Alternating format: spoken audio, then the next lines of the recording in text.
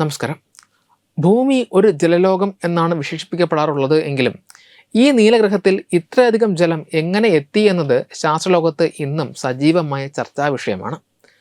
പതിറ്റാണ്ടുകളായി ശാസ്ത്രജ്ഞർ വിശ്വസിച്ചിരുന്നത് ഭൂമിയുടെ രൂപീകരണത്തിന് വളരെ കാലം കഴിഞ്ഞ് ബഹിരാകാശത്ത് നിന്ന് പതിച്ച ഉൽക്കകളും വാൽനക്ഷത്രങ്ങളുമാണ് ഇവിടെ ഹൈഡ്രജനും അതുവഴി ജലവും എത്തിച്ചത് എന്നാണ്.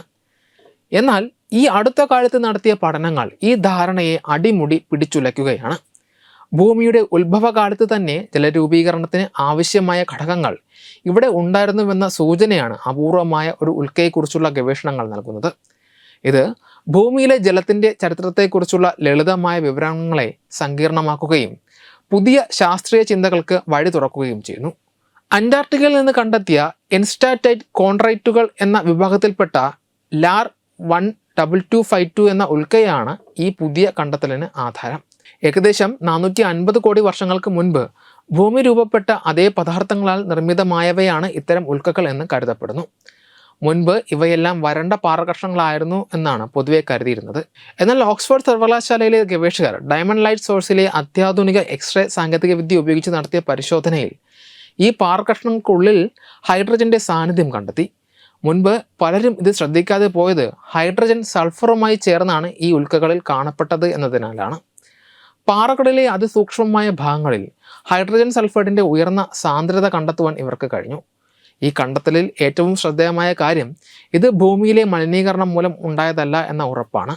സാധാരണയായി ഭൂമിയിൽ പതിക്കുന്ന ഉൽക്കകളിൽ ഇവിടത്തെ അന്തരീക്ഷത്തിൽ നിന്നുള്ള ജലാംശം കലരുവാൻ സാധ്യതയുണ്ട്.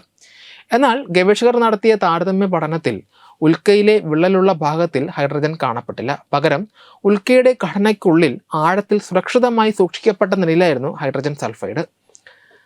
ഇത് സൂചിപ്പിക്കുന്നത് സൗരയൂഥത്തിൻ്റെ പ്രാരംഭഘട്ടത്തിൽ തന്നെ ഈ ഹൈഡ്രജൻ ആ ഉൽക്കയുടെ ഭാഗമായിരുന്നു എന്നാണ്.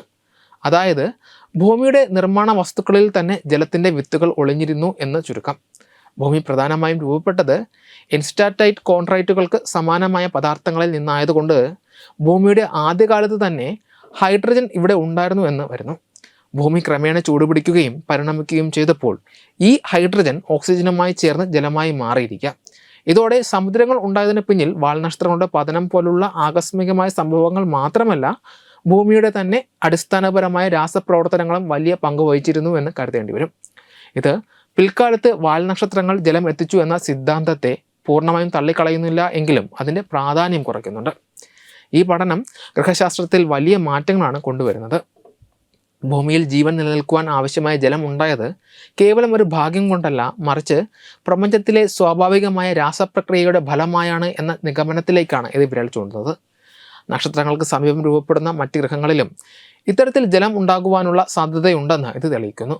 ആധുനിക സാങ്കേതിക വിദ്യകൾ വികസിക്കുന്നതോടെ പഴയ ഉൽക്ക ശേഖരത്തിൽ നിന്ന് ഇനിയും പുതിയ വിവരങ്ങൾ പുറത്തു വരുമെന്ന് ശാസ്ത്രലോകം പ്രതീക്ഷിക്കുന്നുമുണ്ട്. സമുദ്രങ്ങളുടെ വിത്തുകൾ തുടക്കം മുതലേ ഭൂമി വഹിച്ചിരുന്നു എന്ന നിഗമനം ശാസ്ത്രചരിത്രത്തിലെ നിർണായകമായ ഒരു അധ്യായമാണ്. വെബ് ഡെസ്ക് തത്വമൈ TV.